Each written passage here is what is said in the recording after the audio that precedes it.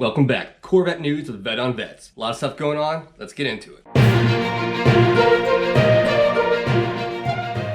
Alright guys, welcome back to the second edition of Corvette news with your host Mark, or VetOnVettes, whatever you want to call me, don't care. Got a few crazy news stories for you guys. No real updates, so we'll get right to it. GM has announced that all Corvettes, all trims for 2022 will see a price increase of $1,000.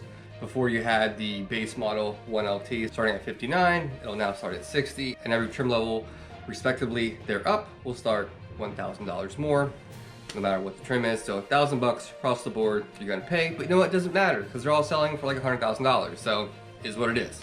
In other news, Corvette production has once again stopped because supply chain issues with transmission. So not only are you waiting a year to get a Corvette, you're probably gonna wait like a year and a half if you're trying to get one at MSRP, unfortunately.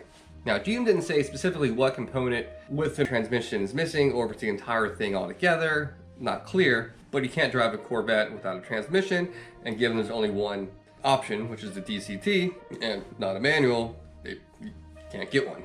They're not making them. And if you're not familiar, it's a Tremec TR9080 transmission, dual clutch. All the stories are C8 today. That wasn't on purpose, just all the newsworthy stuff was C8. I do want to mix it up a little bit with older Corvette stuff too, so don't think it's only going to be C8 stuff. Okay.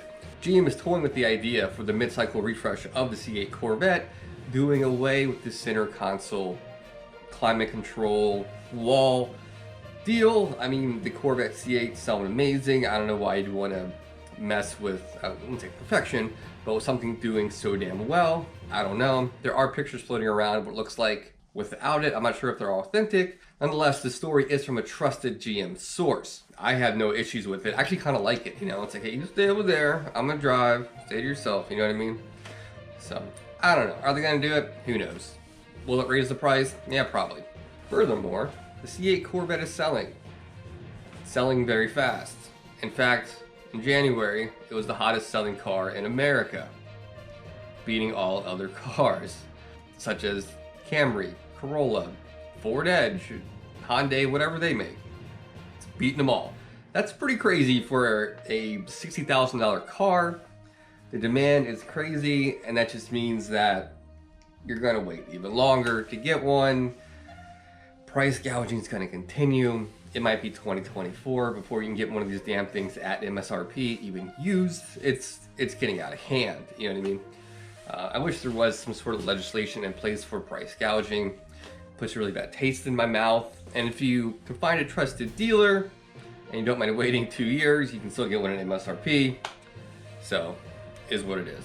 And furthermore, the average price for the Corvette sales in January was about $85,000. So that's not even the 1LT. You're talking 2LTs, 3LT territories. So people are spending a lot of money on Corvettes. So they're gonna make these things. They're mass-produced car, as you know. So they're gonna keep making them, and there's gonna be so damn many of them. It's gonna be like seeing a freaking Dodge Challenger here in a couple years. People might start to get tired of looking at them. I don't know, but it is pretty cool. I mean, you're getting Lamborghini-type performance and styling, engineering, an American car with a warranty. What's there not to love? You know what I mean? Touched on last week that Corvette has announced getting rid of 3 popular colors: the Zeus Bronze, the orange, and the gray color, whatever that was. I don't remember what it was. It was great. Here are the speculated new colors coming out for 2022. Hypersonic Gray Metallic, which I'm assuming will be very similar to the gray they just jettisoned. Caffeine Brown Metallic, very similar to the Zeus Bronze, I'm sure. And the Amplify Orange Tint Coat. I don't think this is an Onion article. I think this is an actual source. I'm looking at my notes here, just to make sure. I mean, it's from Corvette Blogger, and that's probably the least trusted source of my news this week. I don't know why they would ditch those colors that are kind of tried and true, minus the Zeus Bronze, for colors that are similar. It doesn't make any sense. I don't know. We'll see. And if I can find colors that they're trying to market, I'll throw them here, of course. I'm tired today, guys, so I'm sorry if my energy's a little off. I'm just tired. If you live in and around Michigan, you might see some right-hand drive Corvettes driving around as they finally start producing them for the foreign markets. And to do this, making right-hand drive, if you're not familiar, a lot of markets, it's Japan, New Zealand, Australia, they utilize right-hand drive, and it's a lot easier just to make a car right-hand drive rather than change a lot of the logistics involved, making it road ready for a foreign country. Corvettes have ever been offered in right-hand drive. So it's kind of interesting. I'm sure people are going to try to import them back here because it's going to be more exotic. You know, they'll probably go for like $200,000. It's a matter of time before you see it.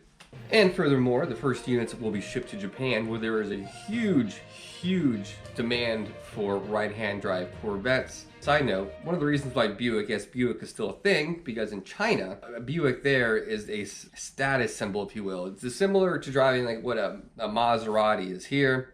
They see a large American saloon as wealth, and yeah, Chinese, they love their Buicks. China actually makes a lot of Buicks now. I know the Envision they make, and there's one of the SUVs they're making right now, which is pretty nuts. So yeah, China is keeping Buick afloat. Side note, but kind of neat. So yeah, foreign countries, look out for right-hand drive Corvettes coming your way. That's it for all the news this week. Corvette resale values remain up again because inflation and free money government's giving us, which is cool, but it's like, hey, you need to slow down because everything's so damn expensive.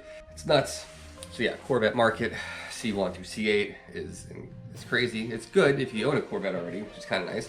I bought this for 15. I could probably get 21 for it right now, so I'm not complaining. And one last thing, I'm not going to include this in my Corvette news, but something I heard through the grapevine, and that is GM, more specifically Cadillac, is flirting. This is a rumor mill, all right? I couldn't find any good sources, but if I do find anything concrete, I'll let you know that they're toying with mid-engine manual transmission. So that you might get a manual transmission mid-engine car in the form of a Cadillac, which would be pretty damn cool. I can't say for certain, but that would be pretty neat. I don't know. We'll see. Well, anyways, that's all I have for today, guys. Hope you guys enjoyed this fun little news segment. This weekend, my Mini Cooper guys, I do have a fun intake valve cleaning video coming out. Kind of one of those does it work, if you will, snake oil type things. I'm going to be doing a product testing for something that claims to be a substitute to the walnut blasting. A much quicker, easier rate. Do I believe it? No, but look out for that video coming this weekend, hopefully.